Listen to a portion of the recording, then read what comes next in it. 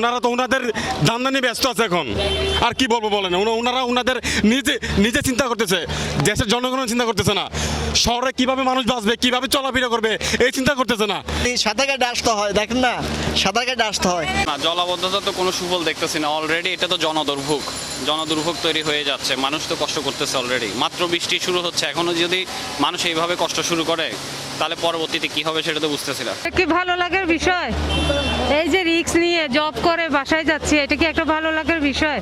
এটা সমাধান করতে হবে না? এটা তো অবশ্যই সমাধান করতে হবে। আনতে পারতেছি না, এই হচ্ছে আমাদের দেশের অবস্থা। বেরোর মতন পানি আর পানি পানিতে দেখতেছি না, পরীক্ষা দিকে যাচ্ছে কেন বুঝলাম না। কি স্কুলের মতো মাইন্ড হয়ে গেছে গা, কি করবো? আস্তে আস্তে আমরা একটা ট্যাক্সিও পাচ্ছি, রিক্সাও পাচ্ছি না।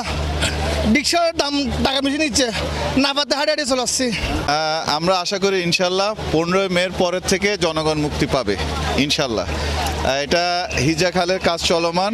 আপনি সিডিএর অধীনে যেই 34 ইসিবি সেনাবাহিনীর কাজ করছে।